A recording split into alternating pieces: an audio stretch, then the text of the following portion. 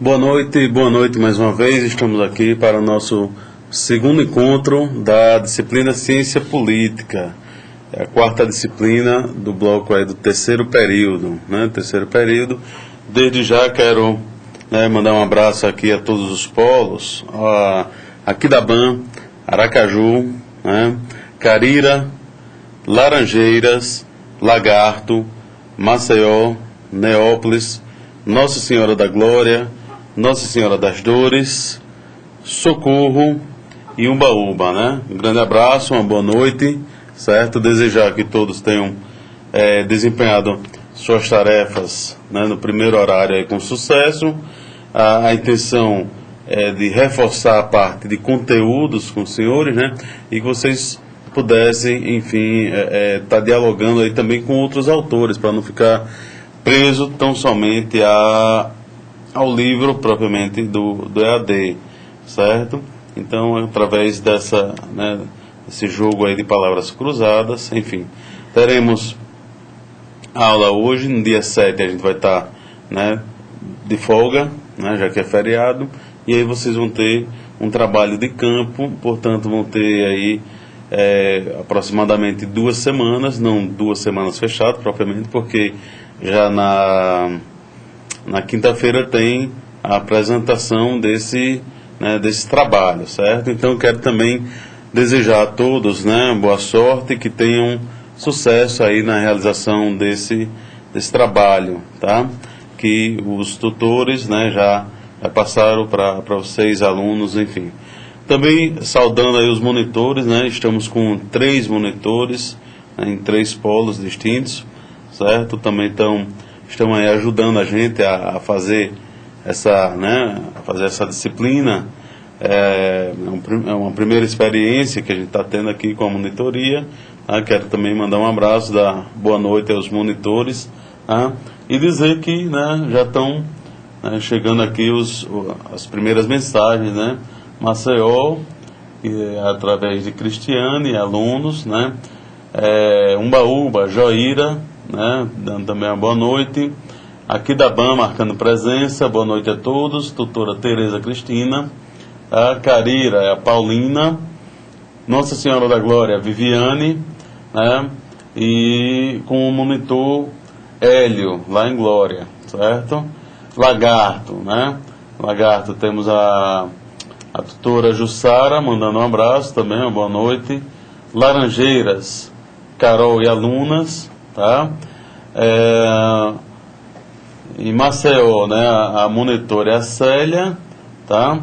Dores também dando uma boa noite, a tutora Águida, enfim, então os polos já começam a se movimentar, e vamos dar início aqui propriamente à disciplina, que hoje vai ser um pouco corrido, já avisando, como é de praxe, como é de costume, na segunda aula a gente tem o tema 2 e 3, certo?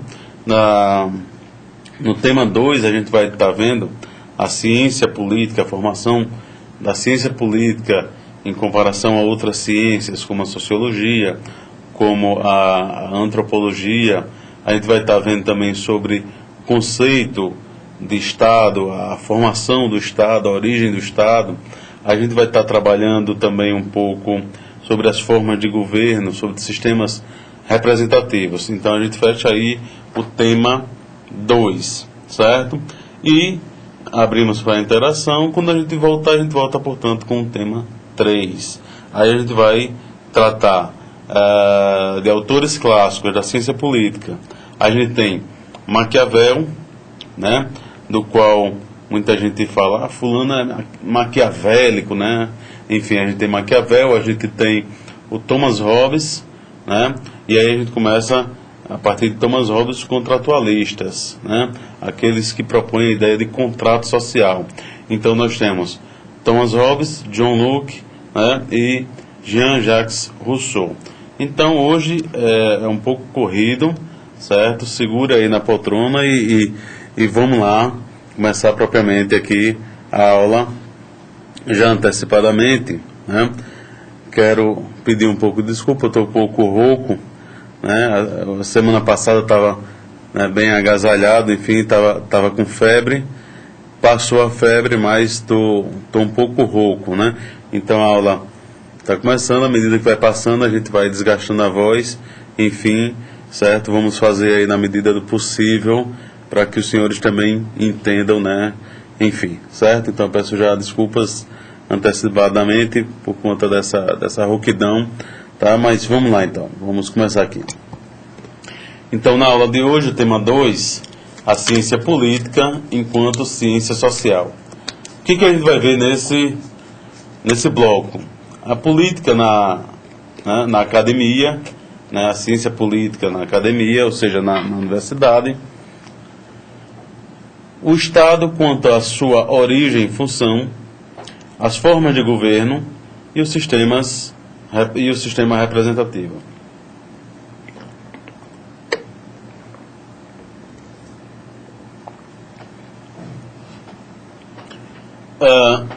No tema 2, a ciência política enquanto ciência social, né? E aí a gente vai propor uma comparação com outras duas ciências sociais, né? Que é a sociologia e a antropologia, certo? Então a ciência política, junto com a sociologia e a antropologia, elas compõem, né, uma coisa chamada, né, um bloco aí, enfim, chamado de ciências sociais, né? Então a pessoa estuda esse bloco dessas três ciências e se torna um cientista social, tá? Ela tem uma distinção e a gente vai ver a distinção em cada uma dessas ciências. O objeto da ciência política, por exemplo, está aí em vermelho, em destaque. Qual é esse objeto? Ele se propõe a estudar o Estado e as relações de poder, certo? Então, o Estado enquanto uma institucionalização, uma instituição política, né? E o poder, a gente já vem debatendo desde a aula passada, certo? Pressupõe um poder institucionalizado e com uma participação popular. Bem, a gente estava falando da ciência política, né? Da sociologia, da antropologia. Vocês já viram lá os fundamentos antropológicos, sociológicos, enfim. Então, a sociologia, ela vai se voltar, sobretudo, para o estudo da sociedade europeia, né, preocupada particularmente com a saída do homem do campo para a cidade, a procura de empregos, né, e nessa busca de emprego, muita gente fica desempregado, né? Outros se submetem à prostituição, ao alcoolismo, bebedeiras, enfim. Então a sociologia surge para tentar compreender, atenção, né? Tentar compreender, certo? Essas mudanças sociais, né? O que o capitalismo teria proporcionalizado a essa sociedade europeia. Então a sociologia do século XIX, sociologia clássica, ela vai se aplicar na Europa em uma sociedade capitalista civilizada. Quais são os pensadores que são clássicos? Durkheim, alguns vão chamar Durkheim, né? Ou Durkheim, enfim. A pronúncia não se sabe direito porque é um nome em alemão, né? Mas ele é francês. Então há essa variação aí, Durkheim ou Durkheim, certo? Mas enfim, o que importa é a ideia do pensador, não é a pronúncia. Nós temos ainda o Karl Marx, né, muito conhecido aí dos senhores. Vocês veem na economia política, na acumulação capitalista, questão social, enfim. E temos ainda o alemão Max Weber, tá? Que já é um personagem da transição do século XIX para o século XX, né? Max Weber, que vai morrer por volta de 1914, alguma coisa assim, certo? Então é um personagem de transição do século XIX para o XX. Na antropologia, por sua vez, né, ela vai estudar o não europeu, tá? Então temos aí na figura, né, alguns índios, enfim, né? Então todo aquele que não fosse europeu era objeto de estudo da antropologia. Tá? O não europeu, que tem, por sua vez, um modo de organização que é o modo não capitalista, certo? Esse não europeu era considerado pelo civilizado como sendo um selvagem, certo? Então temos aqui os pensadores, né? O Taylor, né? O Frederick Taylor, que é um evolucionista do século XIX. Franz Boas, que está lá na escola de fusionista, escola americana, né? Franz Boas, que era geógrafo, era físico, e vai fazer pesquisas de geografia, acaba orientando alunos, né, na área da antropologia, entre eles Gilberto Freire, que sai aqui do Recife, do Nordeste, né, do Nordeste do Brasil, do Recife, e vai, né, ser orientado por Franz Boas. E temos Malinowski, que desenvolveu o trabalho de campo, através do qual a antropologia se tornou ciência de fato, certo? As mensagens aqui continuam chegando. Eu estou com outro monitor aqui assistindo as mensagens. Vocês, à medida que for surgindo alguma dúvida e quiser mandar uma mensagem, até interessante, a gente já vai dialogando, certo? É uma sugestão. Quem tiver alguma dúvida, a gente está com outro monitor, então pode mandar suas mensagens aqui e, na medida do possível, a gente vai também tentando dialogar com essas mensagens. A ciência política, por sua vez, como a gente já viu, estuda o Estado e as relações de poder, né? Entre os pensadores, claro, existem diversos, né? Agora a gente destacou, né, o Sócrates, essa figura aqui do alto, né, do canto esquerdo, certo? Temos Maquiavel, através do qual surge propriamente uma ciência política, através de uma coisa chamada realismo político, ou seja, ele vai analisar a sociedade, as relações de poder, a política, tal como ela é de fato e não como ela deveria ser, certo? Nesse sentido, ele faz uma crítica direta, atenção, ele faz uma crítica direta ao livro, né, A República, de Platão, né, quando ele diz assim, olha, muito se falou de repúblicas ideais no sentido de ser idealizada, perfeita, mas que não existe materialmente, né? Esqueça tudo isso, certo? E agora eu vou falar de como a política é de fato.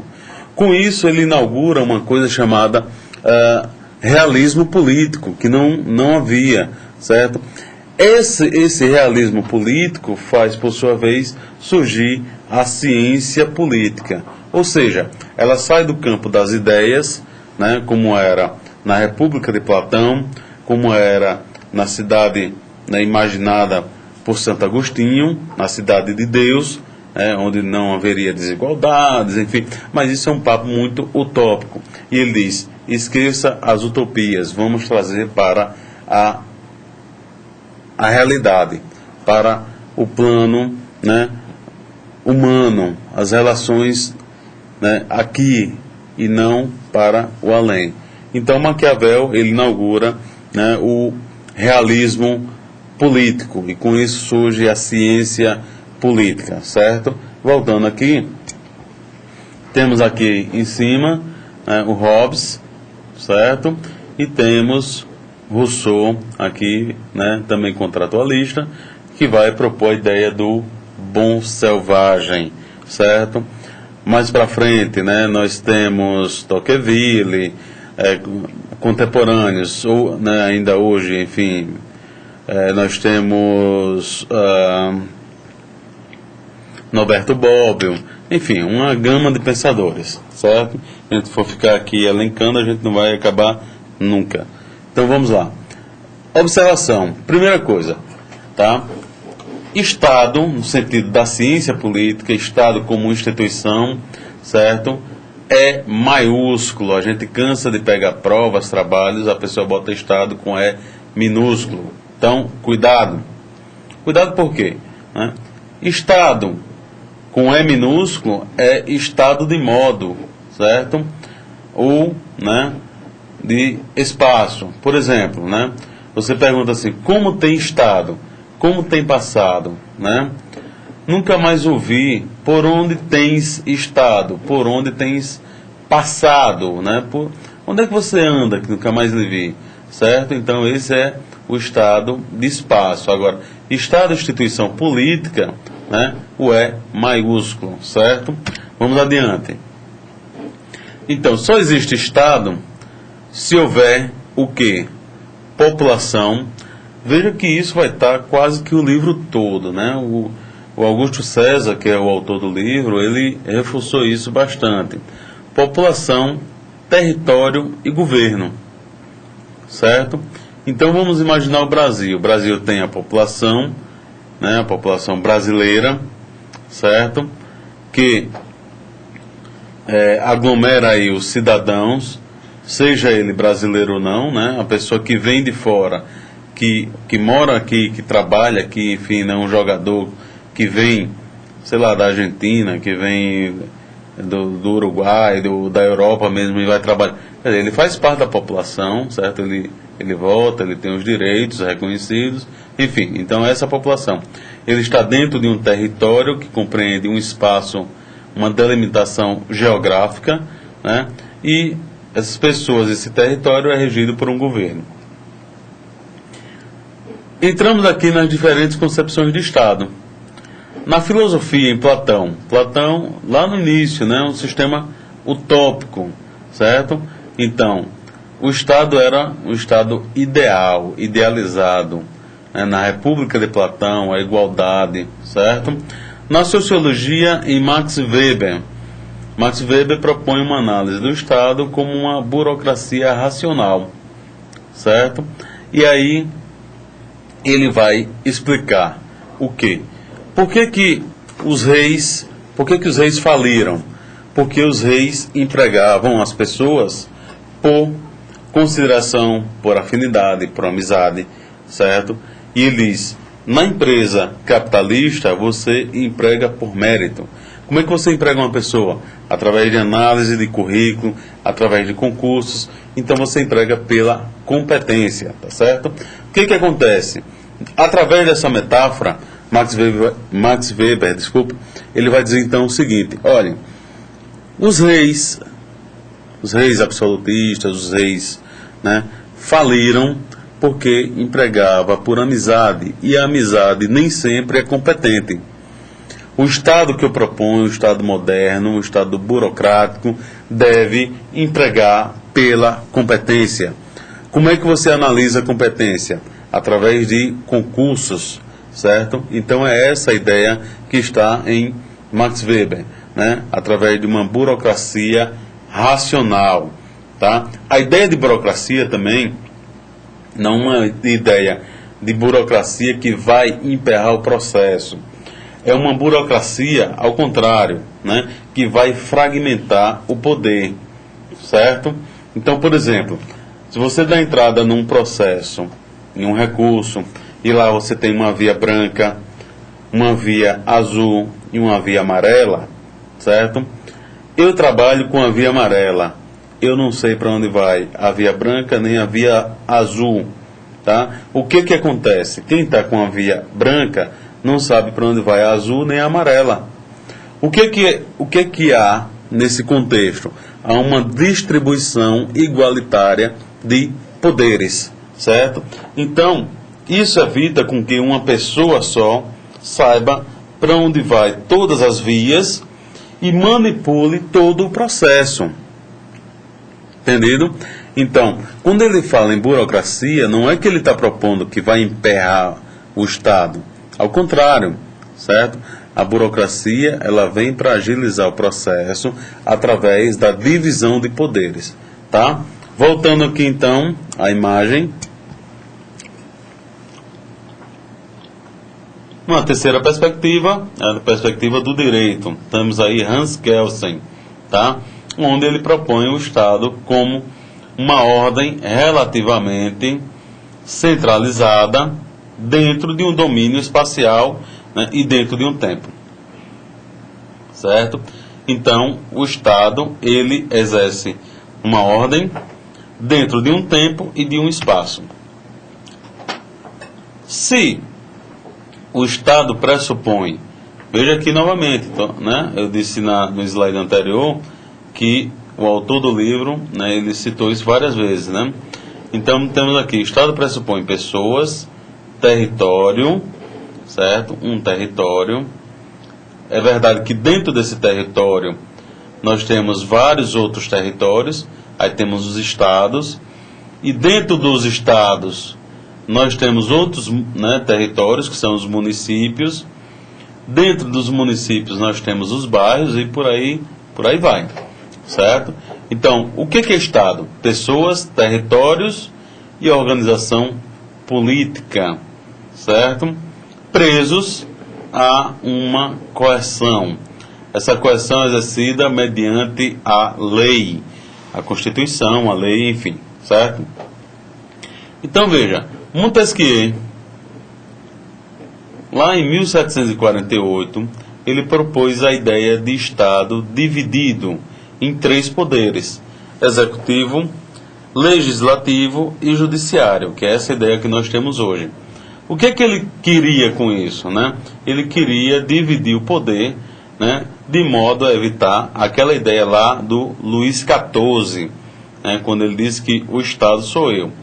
Por que Luís XIV disse isso? Porque ele reunia, né, todos esses poderes. Então, ao mesmo tempo, ele executava, né, ou seja, ele manda construir avenidas, ruas, colégios, hospitais, etc., né, paga as folhas de pagamento, etc. Legislativo, criar leis, certo? Né? E o judiciário, ou seja, para julgar, né, os casos através dessas leis aqui. Então, o que acontece? Com essa divisão de poderes, o executivo governa, mas tem que prestar contas ao judiciário, certo? O judiciário, por sua vez, tem que seguir ao legislativo, né? E por aí em diante, certo? Então, são 3 poderes independentes, é verdade, mas um fiscaliza o outro, certo? Atenção aí, são independentes, mas se fiscalizam entre si. Bem, nessa lâmina aqui, nessa imagem, a gente está vendo a política, né? A política empreende uma complexidade de autores, de interpretações, né? Então, um vai propor um sistema utópico, o outro vai propor um sistema baseado na realidade, enfim. Então, para os sistemas utópicos, nós vamos chamar, atenção, para o sistema utópico nós vamos chamar de sistemas normativos, certo? Porque eles refletem a política como deveria ser, né? Como norma, qual que seria o mais adequado? Agora, como é que a política é analisada a partir do real? Certo? Através de Maquiavel. Então, essa política analisada através do real, nós chamamos de política positiva, certo? Vou dar uma dica aí, certo? Augusto Comte, considerado o pai do positivismo, lá na sociologia, considerado o pai do positivismo. O que o positivismo pressupõe? Pressupõe existência de leis, pressupõe testes, experiência, e você só testa aquilo que é real, certo? Então, toda vez que aparecer a palavra positivo, se lembre associe com testes de coisas que são reais, certo?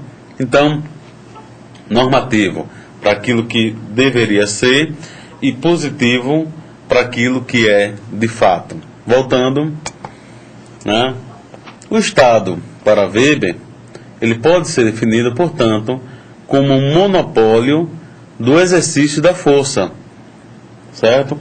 Só o Estado pode julgar, só o Estado pode ter exército, ter polícia, certo? Você diz assim, mas a escola tal ou o clube tal tem um segurança. Tudo bem, ele tem o segurança, tem a segurança particular, mas essa pessoa não pode, né, vamos colocar a seguinte situação. Entrou um indivíduo qualquer, né, e quis, sei lá, fazer um ato de vandalismo, quebrar uma pia, ou sei lá o que, qualquer ato de vandalismo aí. Então, mesmo que o segurança imobilize essa pessoa, mas esse segurança não pode prender a pessoa, porque senão ele vai estar praticando cárcere privado. Esse segurança não pode bater na pessoa, porque isso é agressão, certo? Então ele imobilizou a pessoa, o que ele vai fazer? Vai chamar, vai acionar a polícia e vai entregar essa pessoa à polícia. A polícia leva, tá? Deixa lá detido e espera que, né, o poder judiciário venha e julgue aquela pessoa, tá certo? Então você não pode sair prendendo as pessoas à sua vontade, mesmo que você tenha, né, um exército, que você tenha uma segurança particular, privada, mas você não pode. Isso só é competência, isso é habilidade, digamos assim, só quem é credenciado para isso é o Estado, certo? Então, por isso que Weber define o Estado como aquele que tem o monopólio do exercício da força, certo? Então, atenção aí, né? Vou pedir que vocês tenham bem atenção nisso. Se o Estado ele tem um monopólio do exercício da força, esse Estado, tá? Portanto, ele é responsável por quê? Né? Pelos ordenamentos, por garantir a estabilidade da moeda, certo? Então, quem é que mexe no sistema cambial, quem é que mexe com a política, né, de juros da caderneta, né, com taxas, né? O Estado, certo? Então, o Estado é responsável pelo sistema financeiro, o Estado é responsável pelas dívidas públicas, né, pelas políticas públicas também, e também por resolver litígios, né, resolver confusões, resolver brigas, etc. Certo? Então, essa coisa que a gente tanto fala, Estado, o Estado ele surge do quê? Temos várias explicações. Né? Uma que o Estado ele vai, né, se originar através do aumento do número de pessoas que faziam parte da família, né? Então, depois vieram a compor uma tribo, clãs, o Estado, propriamente dito, certo? Então, ela vem a partir do aumento do grupo. A origem contratual, essa é uma explicação filosófica, né? Por que filosófica? Porque esse contrato, essa convenção, não existe no papel. Ela apenas existe como uma justificação. Isso é tema dessa aula, né, no tema 3, desculpe. Mais adiante, aqui nessa aula ainda de hoje, certo? Então ela é contratual e esse contrato só existe como uma convenção, como uma explicação, certo? E temos ainda uma origem violenta, né? O Estado que surge a partir de guerras, da violência do mais forte, através do uso da força, certo? A origem natural, temos um Estado que surge a partir de ajustes territoriais, né? Por que natural? Certo? Faz parte da própria natureza, do instinto. Então o cachorro, né, ele urina delimitando o território, certo? O leão, etc. Então, a partir dessas delimitações territoriais, que são instintivas, surge o Estado. Temos ainda uma origem histórica, né, aí dividida em 3 tipos, certo? Secundário, originário, secundário e derivado. E temos a origem jurídica, que explica que o Estado decorre da necessidade de leis. Tá? Então, quando é que isso surgiu? Não sabemos, porque as leis surgem a partir da oralidade. Quer dizer, você não tem um documento escrito, né? A primeira lei, enfim, as primeiras leis, elas surgem pela tradição, pela oralidade. como é que as tribos faziam, né? Eles se reuniam, tá? E decidiam através de sistemas de adivinhações, de moeda, né? Jogava moeda e decidia para quem ia ficar aquele bem, aquela propriedade. Muitas vezes o sistema tradicional ele resolvia o caso cedendo, né, aquele bem, aquela propriedade para quem é mais velho, né? Portanto, subtende que o mais velho tem mais responsabilidade, tem mais juízo, então ele vai, né, digamos, cuidar dos gados da família, né, das reis, das cabras, etc. Certo? Então, passamos aqui ao próximo tema. Certo? Eu peço que já postem aqui as dúvidas, e à medida que for aparecendo as dúvidas, a gente já vai conversando, certo? Por enquanto, né? Boa noite e tal, mas postem também as dúvidas, certo? E à medida que for aparecendo, a gente vai conversando, tá?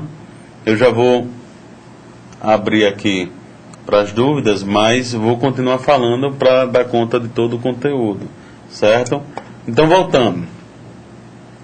Qual é a distinção entre Estado e governo? Né? Muita gente faz essa confusão. Tá? O governo é rico. Né? O governo é a pessoa, o governo é o líder. Né?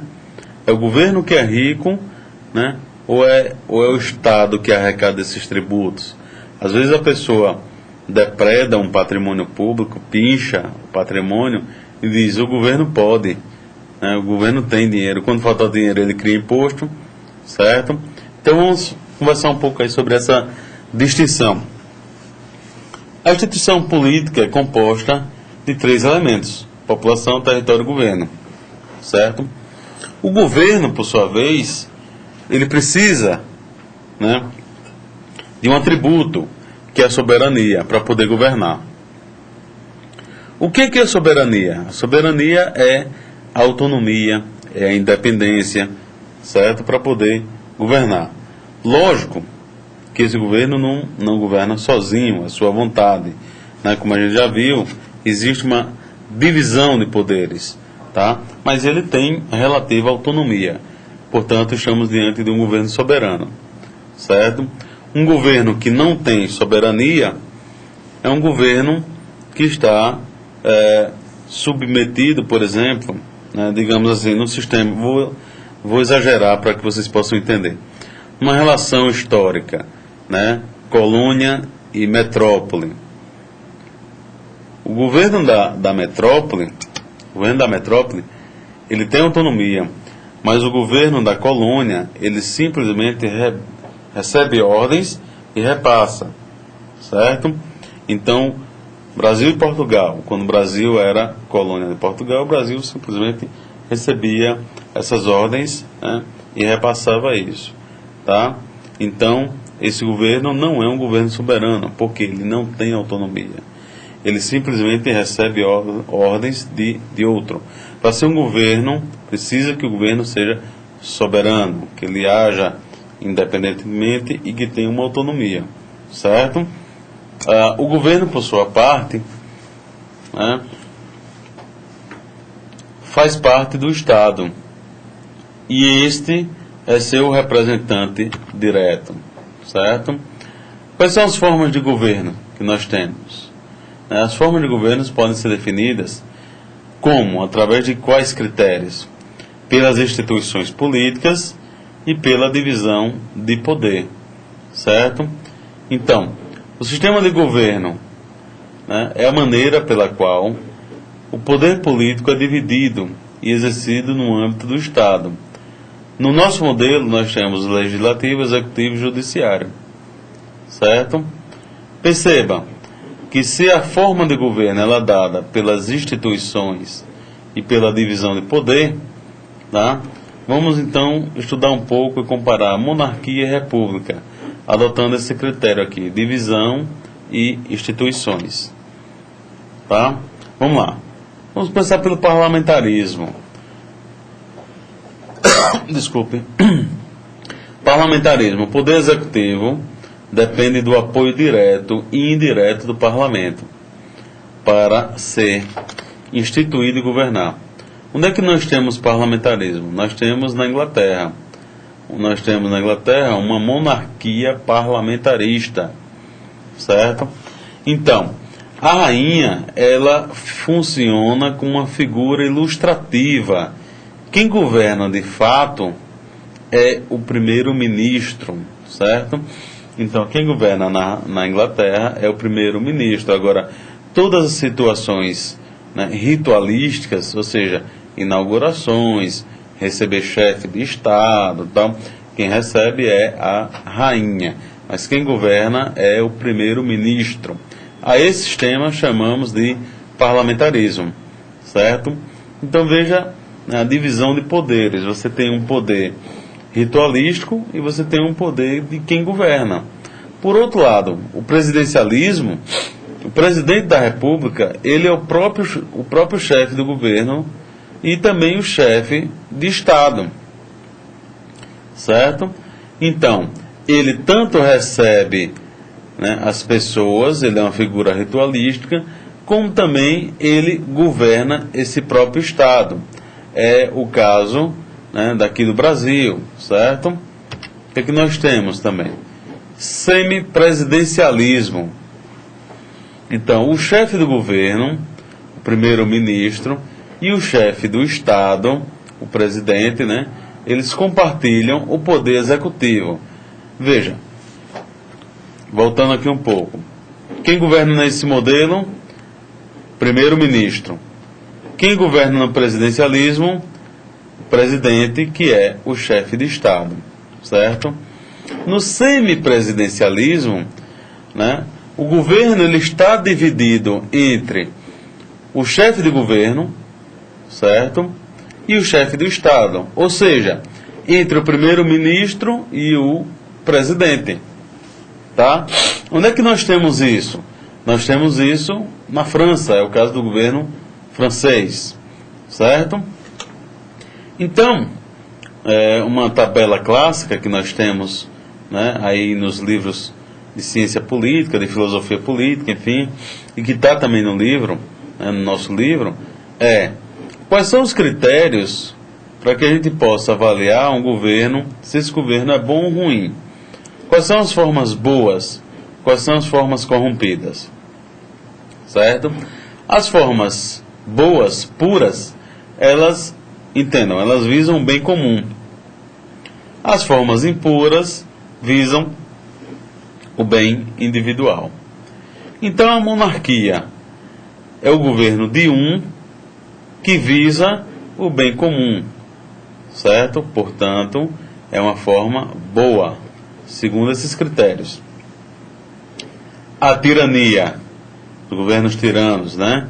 Então, Pinochet, enfim, Hitler, etc. Certo? Nós temos o governo de um que visa o bem próprio, o bem individual. Portanto, é um governo ruim, certo? O governo de poucos, mas que visa o bem comum, a aristocracia, certo?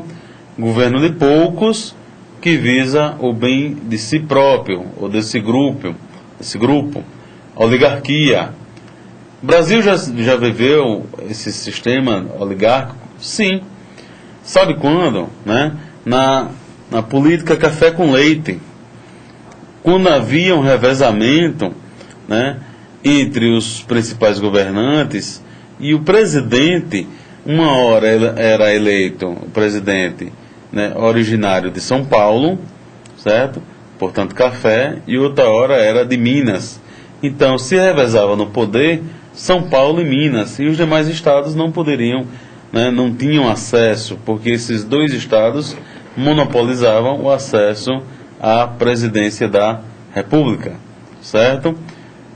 Surgindo aqui a primeira dúvida, vamos já comentar, certo? Então, o sistema oligárquico. Agora, quando muitos governam, né, de forma boa, pura, nós temos uma politeia. Quando muitos governam visando o interesse próprio, tá? Não interesse comum, interesse próprio, democracia, certo? Por incrível que pareça, a democracia que a gente tanto vê e que acha interessante, ela está colocada aqui. Por quê? Basta você pegar os escândalos que a gente vê aí todo dia nos jornais, para você entender que as pessoas no modelo, que esses muitos governantes, certo? Que essas muitas autoridades não estão preocupados tanto com o bem comum. Eles estão preocupados muito mais com o bem que é individual, certo? Então aqui da BAM, vamos ver aqui, Professor, partindo do conceito, de conceitos polêmicos, comente um pouco sobre a Comissão da Verdade. Tá? Bem, isso aí é um tema complicado. Por que complicado, Porque a própria expressão verdade, ela já é relativa, certo? O que é a verdade? Verdade para quem? Certo? Omitir alguma coisa é faltar com a verdade ou é ir com a verdade até um determinado ponto? E aí você omite o restante. Então essa expressão, comissão da verdade, eu já acho esquisito. Eu acho no mínimo esquisito. Certo?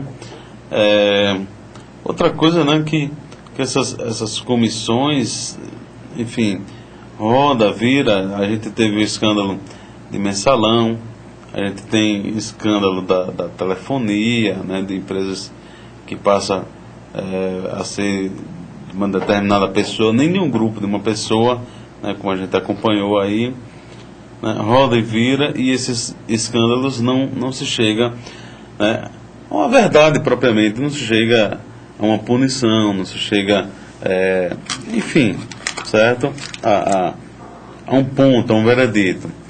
Eu acredito que muito mais interessante chegar ao fim de uma comissão como essa, e no final de contas a pessoa tem que prestar contas, tá?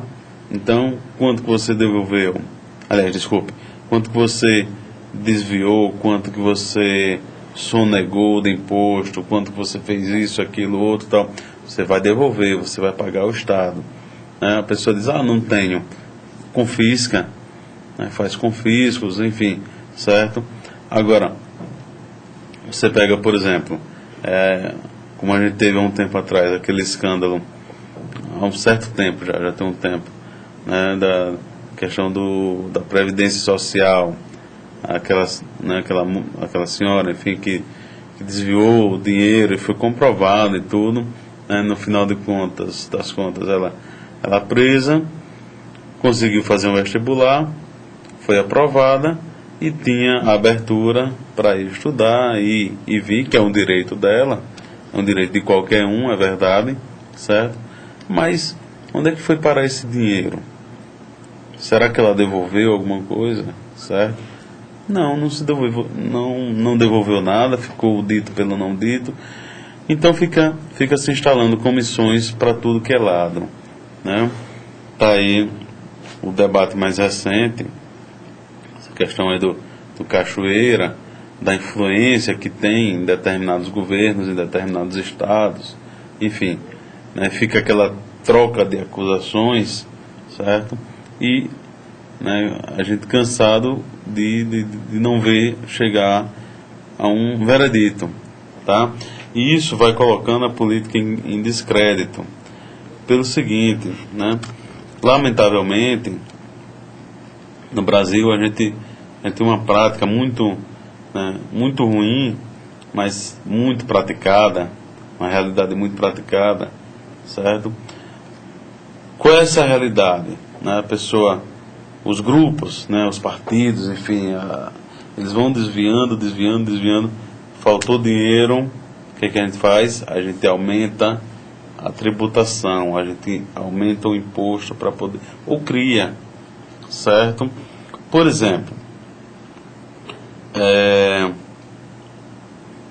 O imposto sobre movimentação bancária, o CPMF. O PT, quando não fazia parte do governo, era contra, né? Lutou bravamente que era contra, enfim, certo? Eu volto já a esse caso. A gente teve criação de empréstimo compulsório no combustível, certo? A gente teve confisco de caderneta, quando teve os caras pintados, etc. Mas voltando à situação, então o PT era contra, certo? Quando o PT assume o governo, o PT começa a ter um discurso de que esse dinheiro é necessário, né, para que se faça as reformas, para que se avance os progressos, enfim, certo? Então é muito complicada essa questão dessas comissões. E eu vejo também o seguinte, né? No Brasil a gente tem essa prática, faltou dinheiro, cria um imposto, certo? Se fala muito no rombo da Previdência. Agora, acompanhe o raciocínio comigo, a não ser que eu esteja errado. Se eu tiver também, alguém pode postar aqui, eu aceito comentários, certo? Você conhece quantas pessoas que trabalham e você conhece quantas aposentadas? Aí eu pergunto, tem mais gente trabalhando ou tem mais gente aposentada? Certo? Agora, se todo trabalhador tem esse dinheiro, né, retirado em fonte, ou seja, na folha de pagamento, ele nem vê a cor desse dinheiro. Tá? É um dinheiro que é certo, que vai para a Previdência. Como é que a Previdência está quebrada? Eu não entendo esse discurso. Certo? Agora, o que acontece? Por que a Previdência quebrou? Aí entra outro detalhe, né? A Previdência de fato quebrou, porque o dinheiro que era para voltar hoje para quem está se aposentando foi para a Transamazônica, que começou e não deu em nada, certo? E para outras e outras obras que começam e param pelo meio do caminho. E como parou pelo meio do caminho, não dá retorno. Portanto, é um investimento, né, perdido, né, o dinheiro jogado no mato, certo?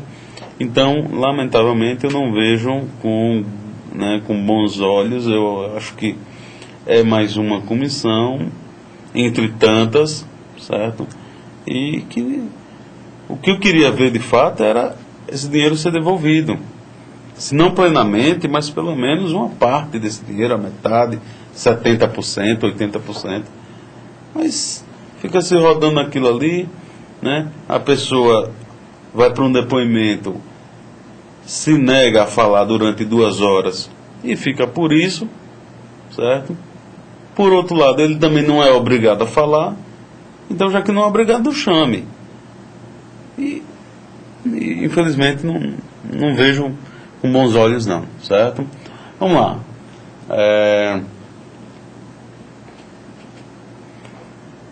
Uma outra pergunta aqui de Laranjeiras, né? Agora, certo? Então, professor, quais seriam os fundamentos antropocêntricos? Eu peço para que você contextualize, para que a gente possa refletir sobre isso. Em que parte você está falando fundamentos antropocêntricos, certo? Para que a gente possa, então, de fato, comentar um pouco sobre isso. Eu vou, não tem perguntas, né? Parou nessa aqui. Eu vou voltar ao conteúdo, que o conteúdo é extenso, e fico aguardando, portanto, essa explicação, né?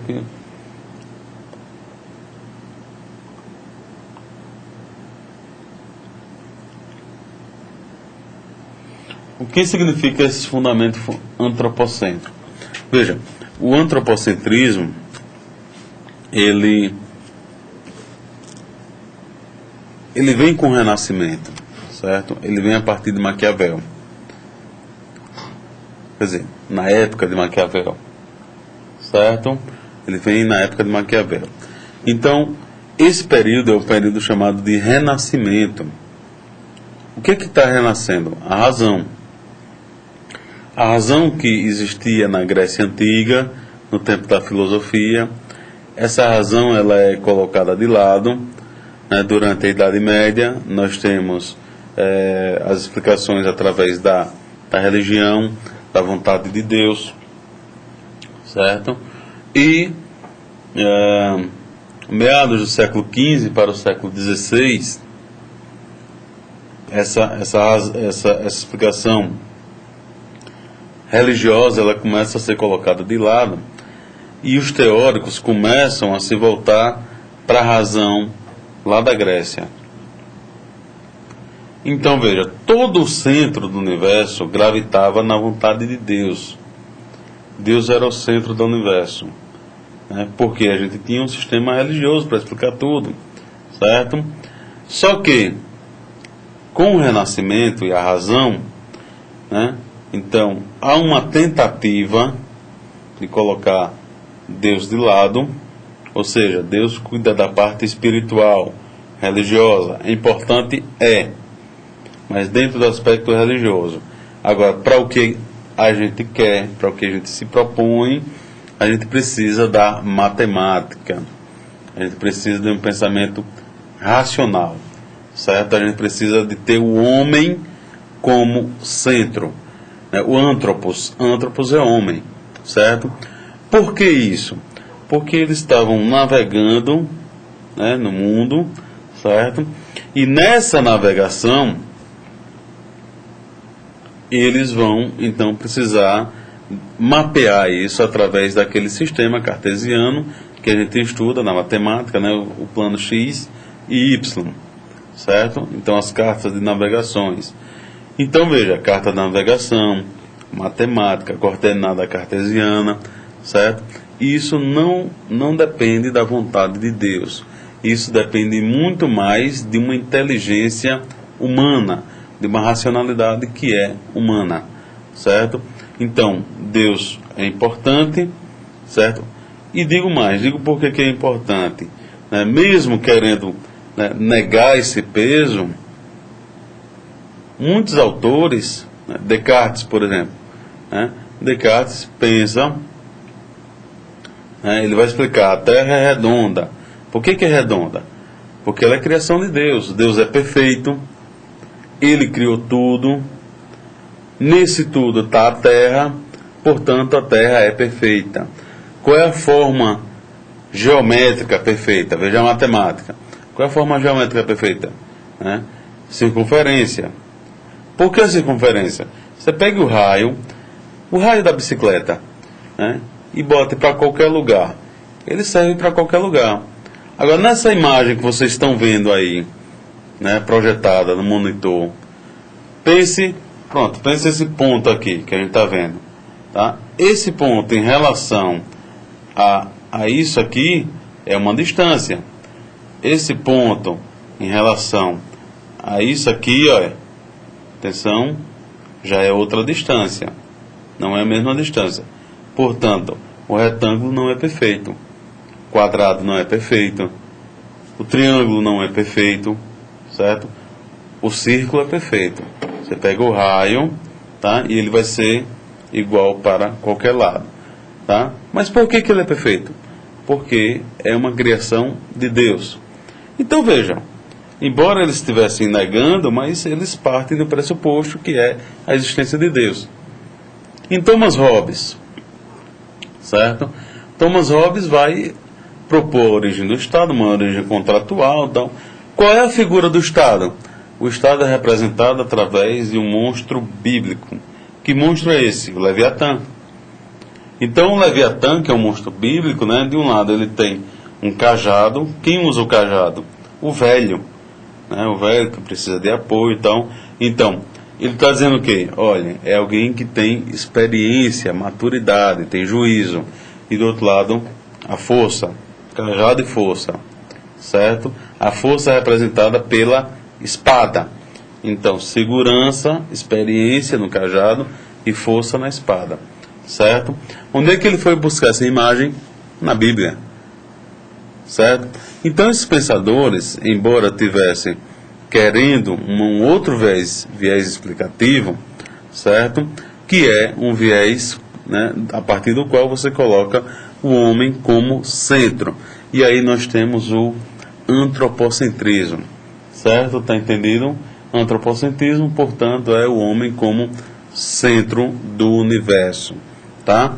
Voltando então aqui, tá? Quero fechar aqui esse momento, o momento da interação, lembrando que, né, aqui o IPTV está aberto, mande suas dúvidas e a gente vai tentando dialogar.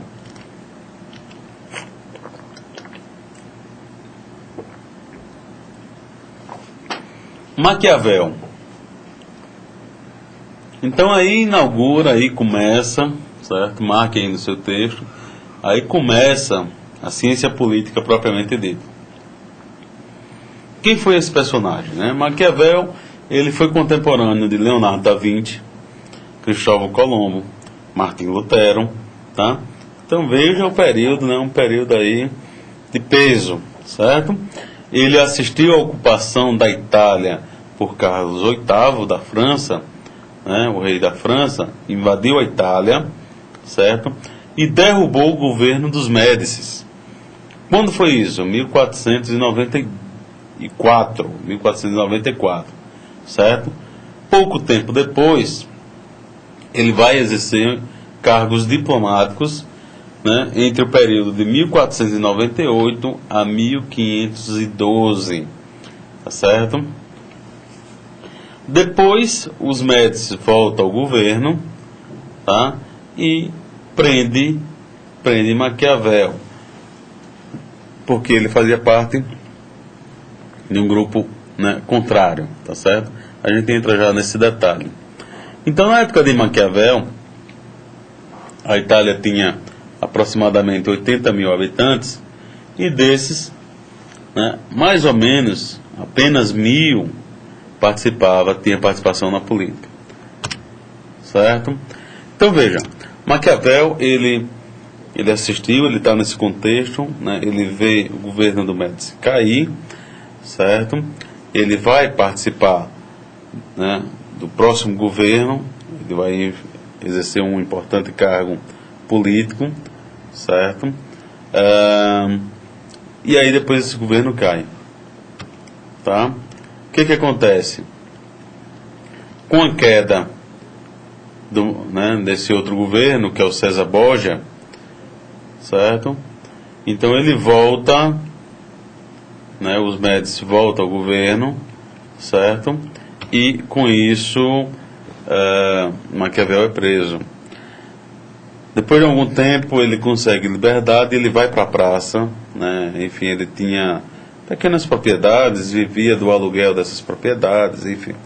Então ele vai para a praça, né, fica observando os jovens e vê esses jovens conversando, e ele percebe que os jovens supervalorizam na sua argumentação o uso da força, certo?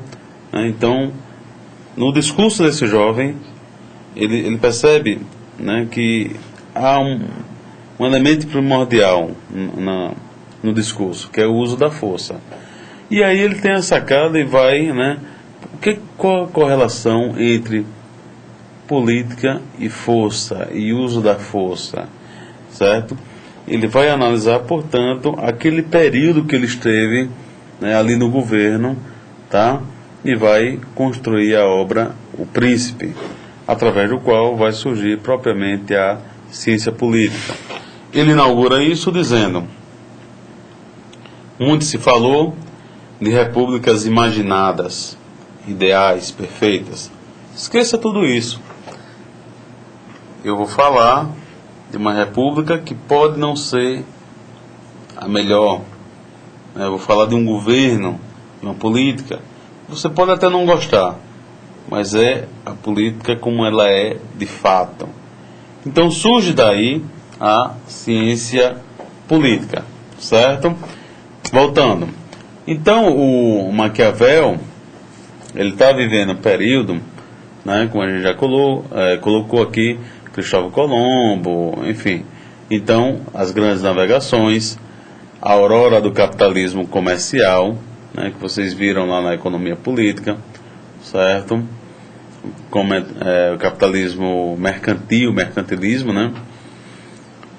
O Estado se organizando enquanto uma oligarquia mercantil, ou seja, né, o Estado conquistando metrópoles, para poder explorar essas metrópoles. Lembre do Brasil, né, o ciclo aí, pau-brasil, cana-de-açúcar, ciclo do ouro, etc. Certo? A gente está vivendo, portanto, o início da globalização. Uma globalização que é uma globalização comercial, porque na verdade a gente está vendo vários pontos, vários territórios sendo interligados através de redes marítimas, certo? Então a ideia de globalização perpassa também a ideia de ligações de redes, certo? A gente está vendo também uma relação da aristocracia, uma relação direta com o Estado. Então, os aristocratas, né, eles estão financiando suas dívidas através de recursos do Estado, né? Muito interessante notar isso, que a gente assiste ao noticiário ainda hoje e vê, por exemplo, hoje, essa notícia, né, a Espanha teve um pedido negado, tá? Por quem? Pelo Banco Europeu, certo? Pelo Banco Central da Europa, né, que rege o euro, certo? Então a Espanha pediu para poder ajudar um banco, para, né, colocar esse banco lá em cima, um banco particular, privado. E o Banco Central Europeu pegou e disse: não, né? Dinheiro é para o espaço público, não é para financiar, né, bancos particulares. Isso a gente viu hoje, mas a gente já viu esse capítulo aqui no Brasil, né, aplicando dinheiro, já viu, enfim, N vezes, certo? Em várias regiões. Então temos o humanismo renascentista, o antropocentrismo, né, do qual já se foi perguntado aqui, né, através de Laranjeiras, já falamos sobre isso. E fundamental para entender esse antropocentrismo também, a ideia que está em Maquiavel, né? Então está aí inclusive em vermelho, né? Eu peço que vocês anotem: fortuna e virtude, ou virtude, certo? Fortuna aqui não é ter dinheiro, certo? Bem afortunados, né? Ou seja, é aquele que tem sorte, que está no momento certo e na hora certa. Quem que a gente lembra isso na política? Getúlio Vargas. Getúlio Vargas estava no momento certo e na hora certa. Até hoje, Getúlio Vargas é lembrado como o pai dos pobres.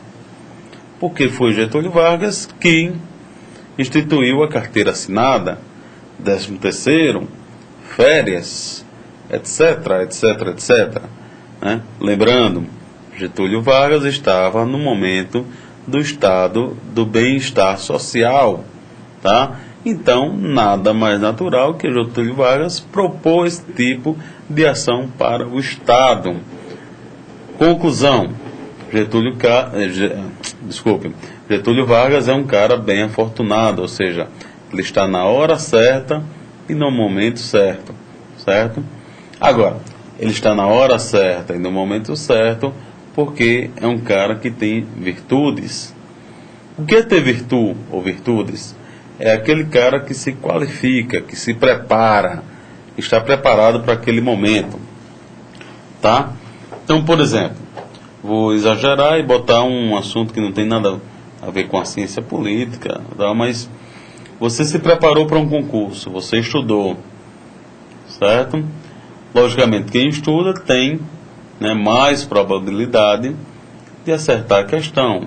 Então você está preparado e caiu aquela questão que você estava sabendo. Agora, se você não se prepara, tá, como é que vai cair uma questão que você não estudou e você, né, vai ter sorte de adivinhar e acertar? Pode acontecer? Pode, mas é muito mais difícil, certo? Então, a virtude é o preparo, é a qualificação, enquanto que a fortuna é estar na hora certa e no momento certo. Então a Itália vivia um momento de extremo contraste. Por um lado, a gente tinha um avanço econômico, né, as navegações, etc., mas a gente vivia um atraso político na Itália. Por quê esse atraso político? A Itália estava dividida em cinco reinados, então era um verdadeiro mosaico, né? Havia um contexto de desordem, de instabilidade.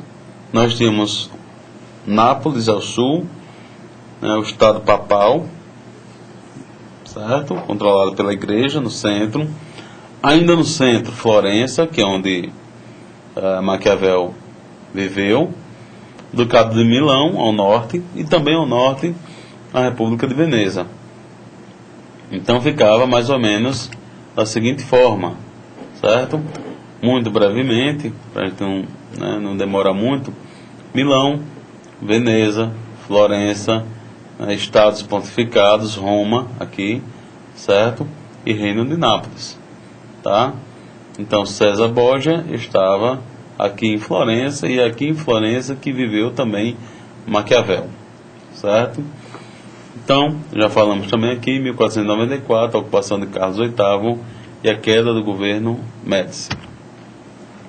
Qual o problema central que nós encontramos no pensamento de Maquiavel? Diante desse contexto, vários reinados, disputas de poderes, vários reinos disputando, certo? Qual era a preocupação dele, né? A Itália estava desunida. Ele perguntava: quem poderá salvar a Itália? Seria César Borgia, através do sistema de principados, príncipes?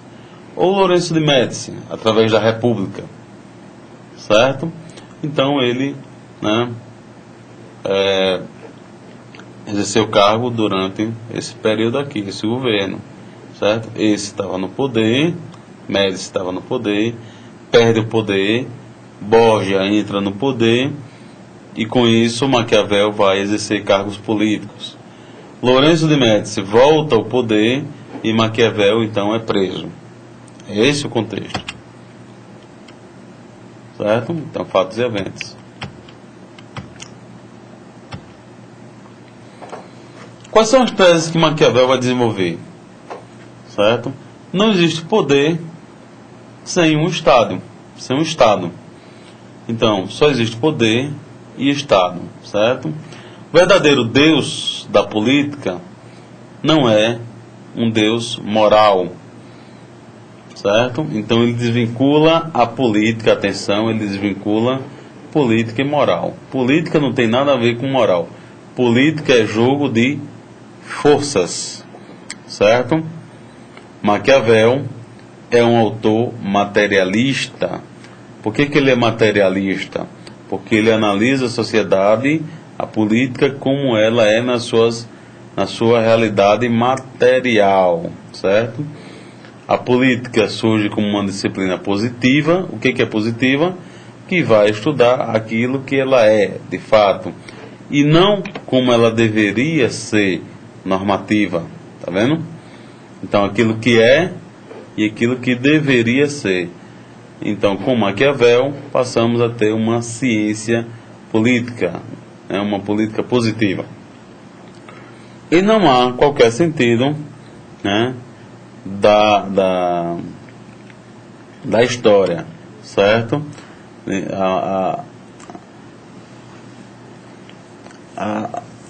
A política ela vai ser analisada dentro daquele contexto, né, naquela situação, certo? No presente. Maquiavel. O que é o maquiavelismo? Né? E aí vem uma parte da apreciação da obra.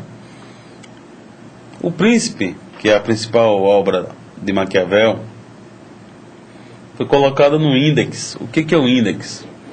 O Índex é o livro dos livros proibidos. É um catálogo de livros proibidos, né, que é catalogado pela igreja, certo? Maquiavel transformou seu nome em adjetivo, ou seja, ele transforma um substantivo próprio em adjetivo, em um nome que dá qualidade. Fulano e tal é maquiavélico, né? E isso vem o sentido pejorativo, porque a gente associa sempre Maquiavel a o que é um engano, repito, é um engano, né? Alguém que está associado à traição, a emboscadas, né? Alguém que tem procedimentos imorais, sem escrúpulos, certo? Isso é um erro. Isso é um erro que, em parte, foi reforçado pela igreja ao colocar no índex. Bem, depois a obra de Maquiavel foi reinterpretada, certo? Principalmente por Rousseau, né? Depois por Gramsci, enfim. Mas Rousseau, ele diz, olha, a obra de Maquiavel não tem nada de diabólico. Maquiavel fingiu dar lições aos príncipes, quando na verdade os príncipes já sabem governar. Os príncipes não precisam daqueles conselhos. Aqueles conselhos que eles estavam passando, na verdade, eram grandes lições ao povo. Por isso, Maquiavel é considerado como o conselheiro do povo contra a tirania. Certo? Então, em suma, a obra de Maquiavel é uma obra pedagógica voltada para o ensino do povo em como lidar com os políticos. Virtude e fortuna, certo? Já falamos sobre isso. Vamos passar aqui para Thomas Hobbes, né? Então, continuando. Thomas Hobbes, principais obras, Leviatã e Do Cidadão. Começamos agora com os autores que são contratualistas, certo? Ele é, portanto, fundador de uma teoria contratual. O que pressupõe esse contrato? O contrato pressupõe que existe um estado antes do contrato, certo? Temos o contrato e agora nós temos outro estado depois do contrato, certo? E onde é que está esse contrato? Esse contrato não existe. Esse contrato é apenas um recurso didático para poder explicar a origem do Estado. Ou seja, o Estado surge com esse contrato, tá certo? Então, como é que Thomas Hobbes concebeu a sociedade? Ele pensou a sociedade, né, no seu estado natural, certo? Como sendo uma sociedade onde governa o mais forte, tá? É onde ele vai propor a ideia do homem lobo do homem, certo? Então vamos lá. Qual é o contexto que ele vive? Ele vive num contexto que antecede a instauração de liberdades do indivíduo. Quem propõe isso? Locke. E a separação dos poderes proposta por Montesquieu. Maquiavel vive num período mercantilista, um período de revolução científica e de reinterpretação do mundo, né? Onde a moral e a política devem ter um caráter científico. Isso aqui, diga-se de passagem, foi proposto por Maquiavel, acabamos de ver, tá? Ele viveu numa época em que os cientistas são também filósofos, tá? A ideia do homem lobo do homem, isso aqui é central, tá? Todos contra todos. Por que isso? Né? O homem, no seu estado de natureza, ele briga, né? Ele está em competição. Por quê? Ele compete pelo lucro, tá? Ele compete pela desconfiança e pela busca da segurança. Desculpe, passou aqui, eu cliquei. Ele compete pela glória em busca de reputação. Então ele delimita um território, certo? Nesse território ele diz: o que está aqui dentro é meu, né? Quem está fora fica sem, certo? Isso é uma competição pelo lucro, certo? Ele não pode dormir direito porque ele está inseguro, então ele compete por uma segurança, certo? E ele compete por glória, por reputação. Você diz: como assim? Tá? Basta a gente lembrar alguns filmes, né? Enfim, Troia, Troia propriamente não, Alexandre, queria dizer Alexandre, né? Alexandre já tinha conquistado N territórios, mas queria botar seu nome na história, deixar seu nome na história. Então ele estava, né, brigando por glória. Então é um mundo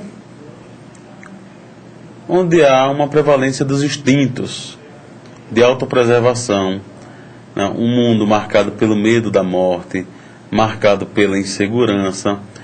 Esse mundo, os homens decidem que não vale a pena viver nesse mundo. Então esses homens abrem mão de seus direitos e trocam esse direito por uma relativa paz, certo? Surge, portanto, o Estado.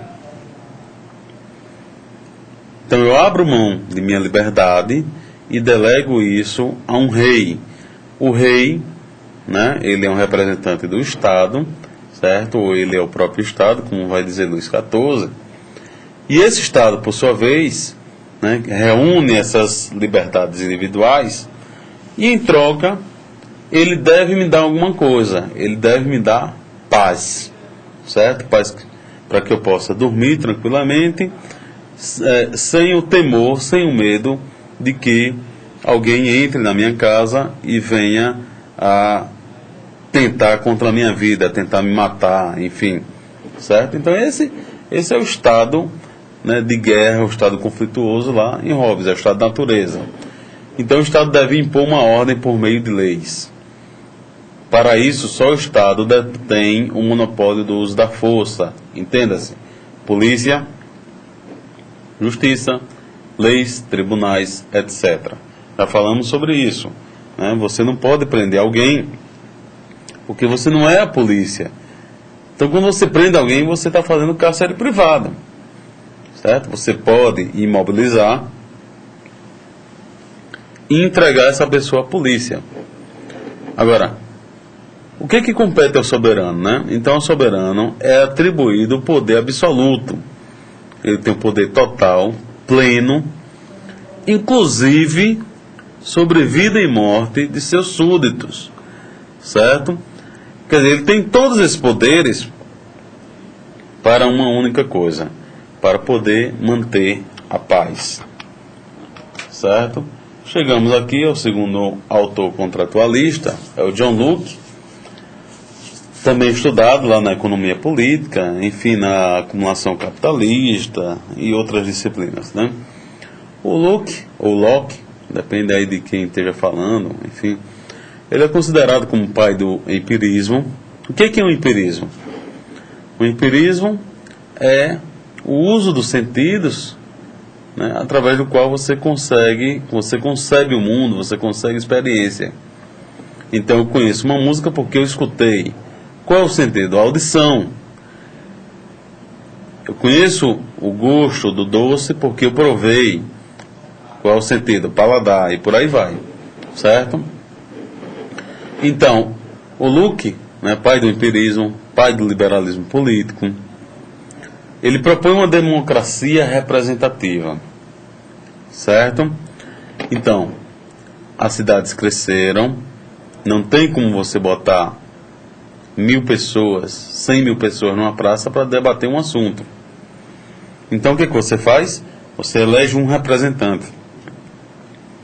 E aí nós elegemos hoje representantes de classes, ou seja, né, fulano de tal, que é da Associação de Moradores do Bairro que eu moro, Cicrano, né, doutor Cicrano, que vai representar o interesse dos médicos, professor fulano de tal, vai representar o interesse dos professores, enfim.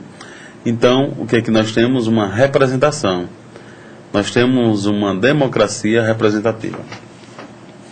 Então ele propõe, eu lembro que vocês podem ficar à vontade e mandar as perguntas, certo?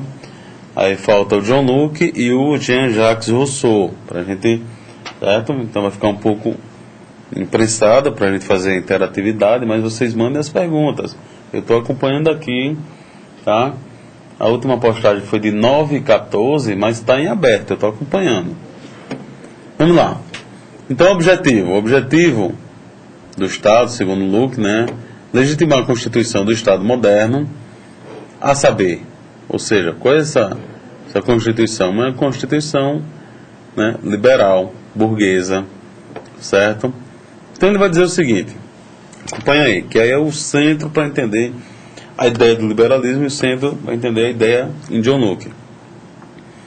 Se eu nasço sem conhecimento, e o meu conhecimento ele deriva da minha experiência, certo? Então, a minha experiência é minha e não é sua. O livro que eu li, quem leu foi eu. Então eu que vou saber argumentar, eu que vou saber escrever sobre o livro, etc. Certo? Mesmo que você leia o mesmo livro, você terá outras impressões, você terá outras experiências, etc. Então a gente conhece aquilo que a gente experimenta. O que é isso? Empirismo. Fechado? O que vai acontecer?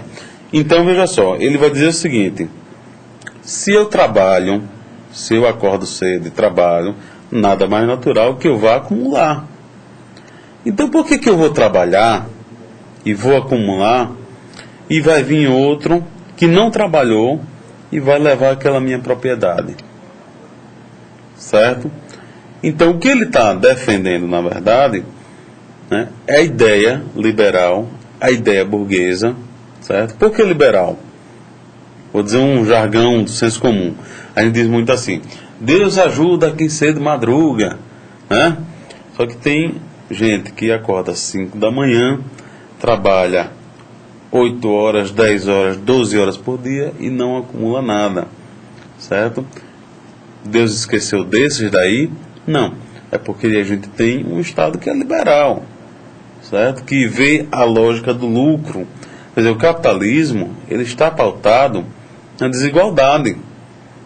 Se acabar a desigualdade de classes entre aqueles que detêm o capital e aqueles que não detêm, que são os trabalhadores, o proletariado, nós, certo? Se acabar essa desigualdade, acaba o capitalismo. Então o que ele está defendendo aqui, John Locke, é o seguinte, né? Olha, existe isso, né, essa desigualdade porque você não trabalha. Trabalhe mais tempo, esqueça férias, esqueça isso, aquilo, outro, que você vai conseguir acumular, certo? Se eu li e o conhecimento, aí vem aquela ideia, se eu li e o conhecimento é meu, certo? Aquilo que eu trabalho, aquele capital também é meu. Então, se você quiser, trabalhe você.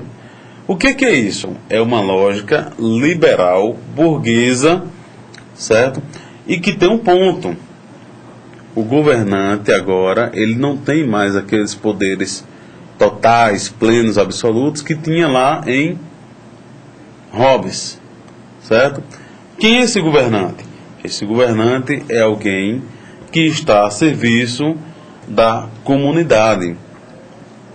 E se esse governante não agrada, né, esse governante é um funcionário que é eleito pelo povo. Se esse governante não agrada, certo? Esse povo pode destituir esse governante. Tá? Como? Através de eleições. Tá? Então, é essa ideia de representação que está em Locke. Se esse cara que lhe representa não está lhe agradando, não está lhe representando bem, tira ele e bota esse outro aqui. É essa ideia de representatividade que está em Locke. Certo? Então ele vai escrever, né, uma obra que é clássica chamada Dois Tratados sobre o Governo Civil, certo?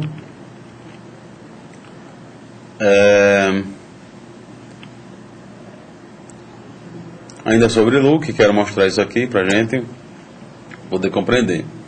Então, veja só, quando alguém desrespeita uma lei natural, este deve ser punido de acordo com a sua transgressão, pois, com sua atitude, declarou-se contra toda a humanidade. Ou seja, né, quando eu agrido alguém, eu devo ser punido, certo? Porque eu estou colocando a minha vontade acima das vontades da humanidade. E por que eu faço isso? Por que eu coloco a minha vontade acima da vontade da humanidade? Certo? por raiva, cólera apaixonada, por extravagância, certo? Então ele propõe até os tipos de castigo, né? Qual que seria o castigo? O mais pesado seria a morte. E o mínimo, o castigo leve, verbal, certo? Entre o castigo verbal e a morte, você tem uma série de punições aqui, pagamento de tributos, prestação de serviços comunitários, certo? Então, essa ideia já vai estar em Luke, certo? Se você coloca a sua vontade acima da vontade do grupo, você deve ser punido, tá? Chegamos, enfim, né, a última autor contratualista, na verdade são três, né? Não confundam, Maquiavel não é contratualista, certo? Maquiavel é o pai da ciência política, mas ele não é contratualista. Contratualista é Hobbes, Locke, né, e Rousseau, certo? Rousseau nasceu em Genebra, ele é órfão de mãe, né, conheceu Diderot, enfim, né, Condillac. Esses dois autores aqui são enciclopedistas. E no período deles, né, então era comum as pessoas quererem defender 900 teses contra a igreja, falar 10 idiomas, enfim.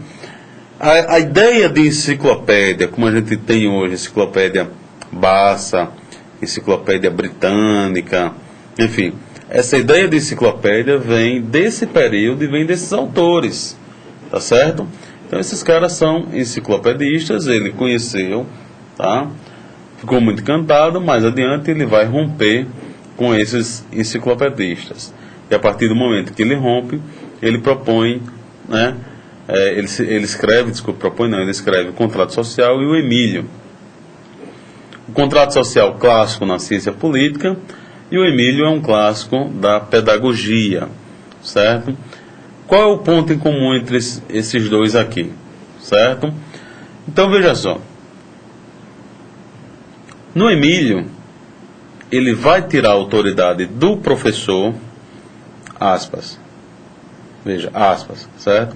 E vai deslocar essa autoridade para a criança. Ele vai dizer, olha, né, a criança não é uma caixa vazia, como pensava Locke, como pensava Luke, né, os iluministas, e que a gente vai lá e deposita esse conhecimento.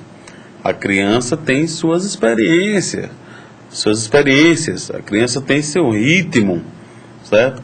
Então não é tirar do adulto e transportar e inserir na mente da criança, porque ela cai num campo semântico, ela cai num campo de experiências, certo?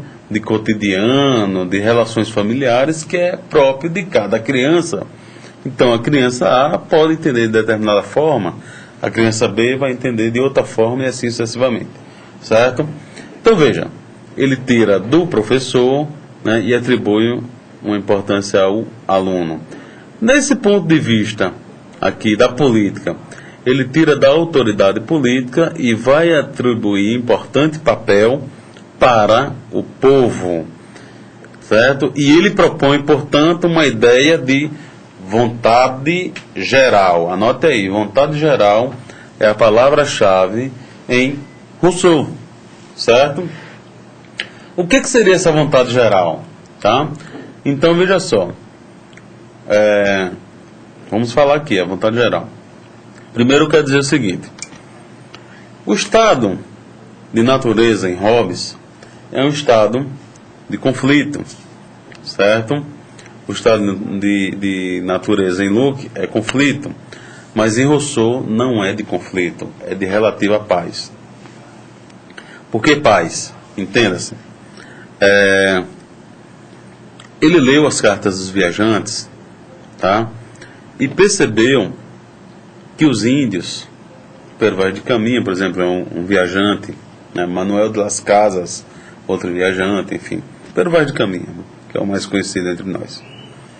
Percebeu nesses relatos desses viajantes que os índios, eles são dóceis, desconhecem o ouro, não são usurentos, não são gananciosos, Então ele diz: quem é que vive feliz? Quem é que tem que ensinar quem?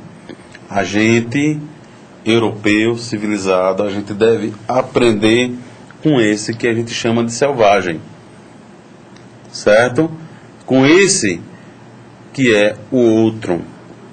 Então, com esse que ele vai denominar, anota aí, bom selvagem.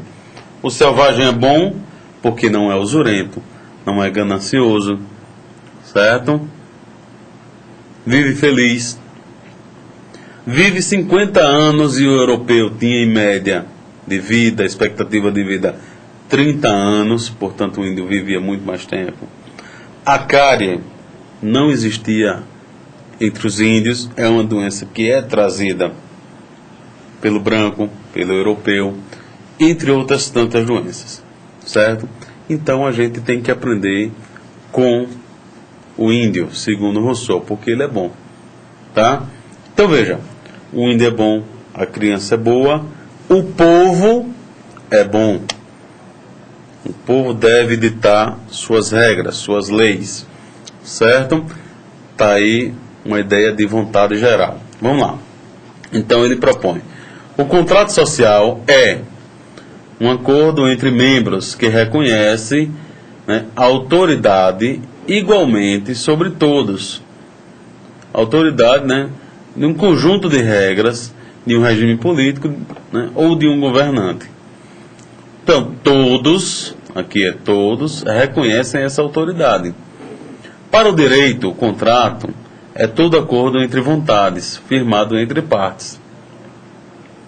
Certo? Como é que Rousseau define o pacto? O pacto, portanto, pode ser definido como cada um de nós coloca a sua vontade, né, a sua pessoa, desculpe, e sua potência sob a direção suprema da vontade geral. Certo? O que é isso? Eu quero uma coisa, você quer outra, você quer outra, você quer outra, vamos chegar a um consenso. Certo? Então é essa a ideia de vontade geral. Então, para terminarmos aqui, né, e abrir aí para os comentários e finalizar a aula, eu queria simplesmente dizer o seguinte, né? Em Rousseau, o estado de natureza, veja aí, o homem nasce livre e por toda parte encontra-se acorrentado, né? Em outras palavras, a gente escuta também essa frase assim, né? O homem nasce livre, a sociedade o corrompe, certo? Vamos pensar no Emílio, vamos pensar na criança e no adulto. A criança nasce livre, a criança é boa. Deixa eu voltar aqui a minha imagem. A criança é boa, é inocente. Vamos fazer a metáfora, índio e criança. A criança é boa, a criança é inocente. Né? Você pede alguma coisa à criança, a criança geralmente não nega, ela dá aquilo ali, certo? Agora, a partir do momento em que o adulto chega e diz assim: olha, não dê isso não, que isso é seu. Não fale com estranho. Não pegue carona com estranho. Não beba no copo de estranho. Quem é que está passando a maldade? Quem está passando a maldade na cabeça da criança é o adulto que está transferindo essa maldade para a criança. Porque a criança é inocente. Então, a criança é inocente, o índio é inocente e o povo é inocente. Entenderam aí a correlação? Certo? Para finalizarmos de fato, Rousseau, portanto, defende que a criança é boa, certo? Desse modo nós temos o bom selvagem. Tudo aquilo, segundo Rousseau, tá? Tudo aquilo que foi criado por Deus é bom, né? Agora, quando sai do Deus e vai para a criação dos homens, aí se perde, certo? Portanto, o selvagem é bom, os indivíduos se encontram, né, são encontrados pelos navegadores europeus, eles são bons. Logo, temos a metáfora do bom selvagem, certo? Que os polos já estão dando boa noite. Queria, né?